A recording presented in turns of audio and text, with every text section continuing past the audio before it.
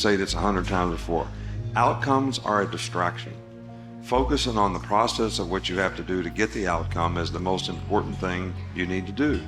But what is the process? The biggest thing that we do is, we're a process-oriented organization. You all just want results. I mean, there is no process. Well, the process is really, if you want to be happy about the process, I'm not. I'm a process person. Nick Saban's process is a fundamental mindset that he instilled in all his players in order for them to achieve their greatest potential. The process extends far beyond playing on the football field, but in every aspect of their lives as well. It can be broken into 5 core values that Saban has demonstrated throughout his coaching career, starting with his emphasis on daily improvements. Instead of focusing on just outcome and results, he is always focused on small improvements that will lead to long-term success. Guys have to focus, they got to get reps, they got to learn from their mistakes. It's maturity, and the only way those players are going to get it is, how many times can we do it over and over and over and over. It's not practicing until you get it right, it's practicing it so much you can't get it wrong. And that's how you develop confidence in things in terms of the habits that you develop and the things that you need to do to be able to play to the best of your ability. Saban's philosophy prioritizes making small, incremental improvements every day. He believes that success comes from continuous focus on doing your job at the highest level in the moment without being distracted by the broader goal. This approach is designed to keep players grounded and focused, ensuring that they contribute positively to the team's overall objectives. Saban's relentless focus on improvement was evident in how he rebuilt the Alabama program upon his arrival in 2007. He didn't promise immediate success. Instead, he focused on improving every aspect of the program from player discipline to academic performance. Our mission statement here is to create an atmosphere and environment, everyone to be able to succeed, first of all, as a person. We want players to be more successful in life because they were involved in our program by the principles and values that we're able to develop with them so that they can be successful relative to the character and attitude that they have as a football player here at this institution. The second thing is we want them to be successful with students. I always tell players in recruiting, there's 2 things that we want you to do here. You got 2 careers, one on the field and one off the field. And the one on the field means you got to graduate from college, and that's the one that's going to have the greatest impact on the quality of your life forever. This day-to-day emphasis on improvement laid the groundwork for Alabama's return to prominence. Not only was Saban able to deliver on his promise of improving all aspects of the program, by simply focusing on small improvements, he was able to turn the program around in record time, winning a national championship in only his 3rd year as the head coach. On top of his focus on small improvements, Saban set himself apart from his competition with his unmatched discipline and persistently high standards. The process demands high standards and discipline from everyone in the program. You really have to define exactly what the expectation is of everybody in your organization and everybody on your team and what the standard is. Because if you don't do that, people don't know exactly what's expected of them.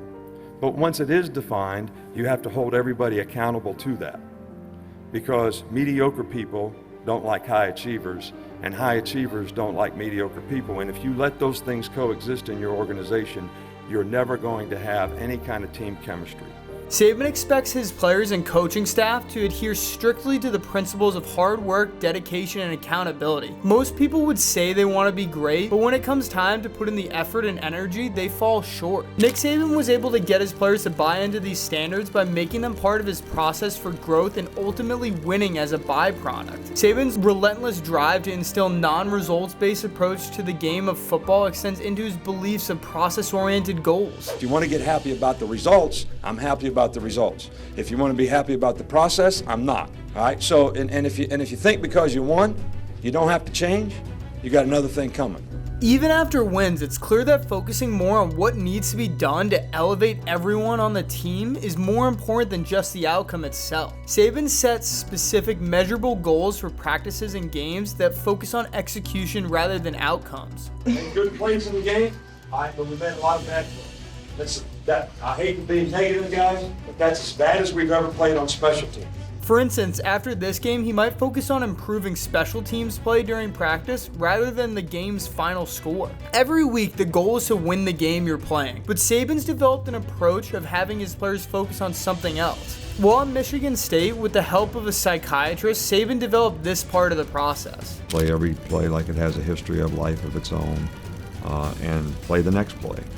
And that was sort of the start of really trying to break things down for players as to how you have to compete in a game so that you have a chance to be successful. Rather than focusing on the outcome, focus on the process of what you have to do in every play. This approach helped Saban and his teams win games, but it would be nothing without the fourth value of the process: mental toughness and the ability to overcome adversity. Saban teaches his players to respond positively to adversity, whether it's a bad play, a loss, or personal challenges. The resilience is critical for bouncing back from setbacks and is a hallmark of Saban's most successful teams. A prime example of his emphasis on mental toughness came during the 2017 National Championship game. Alabama was down 13-0 at halftime against Georgia, and it appeared as though their offense was unable to gain an inch against the Bulldogs' defense. But Saban and Alabama didn't panic. Instead, they turned to freshman Tua Tagovailoa, who had been Jalen Hurts' backup all year. Tua was able to lead the Tide to a comeback in an overtime win over Georgia, securing the national championship. While Jalen Hurts could have crumbled from this choice, he chose to be a good teammate and support Tua throughout the game and the following season when he took over the role of backup. Late in the 2018 SEC championship game, while Alabama was trailing, Tua Tagovailoa suffered an injury, and Hurts once again showed his resilience. He would lead Alabama to a second-half comeback over Georgia. I think the class that both of those guys had as people, as competitors, and how important their team was to them. They put the team first. When Jalen decided to stay, I said, look, if you want to play in the NFL someday, and I know that's your goal, you have to get better as a passer. And you can do that just as well here by staying here and practice every day. And he decided to do that, and he embraced it. But, you know, the thing that was classy about these guys is they always supported each other. Hurts would go on to transfer to Oklahoma and nearly won the Heisman before being drafted in the NFL. Without the help of Nick Saban's process and commitment to ensuring players' success, he might never have been given these opportunities. But none of the process would matter without the final core value: leadership and personal development. Football is a developmental game, so players need the opportunity to develop.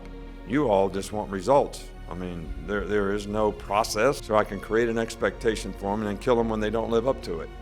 Nick Saban has always strived to create excellent football players as well as excellent people outside of football. He encourages players to excel in their academic pursuits and to develop skills necessary to be leaders both on and off the field.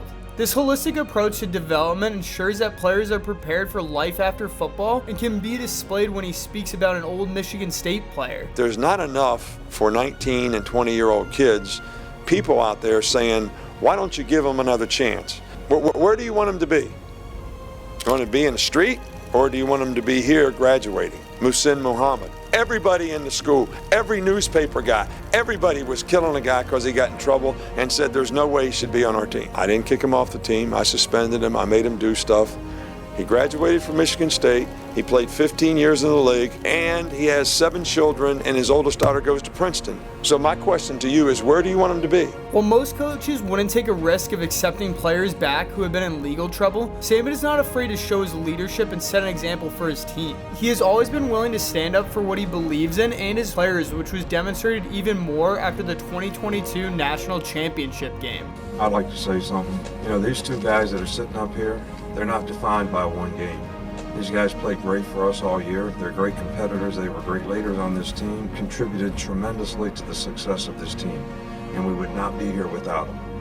And both of them take responsibility for the loss, but both of them contributed in a lot of ways in a positive way to giving us a chance to win and a chance to be here to have an opportunity to win. So I just want to thank them for that and let everybody know how proud I am of these two guys. Despite all the emotions of losing a national championship, Nick Saban chose to once again pave the way for what he believes a leader should be and express his gratitude to his players for giving Alabama the chance to even play in the national championship game. The process has led Nick Saban to have the most national championship wins in college football history, as well as being the only coach to have a player at every position on offense and defense drafted in the first round of the NFL draft. And in Saban's own words, well, the process to me is just a definition of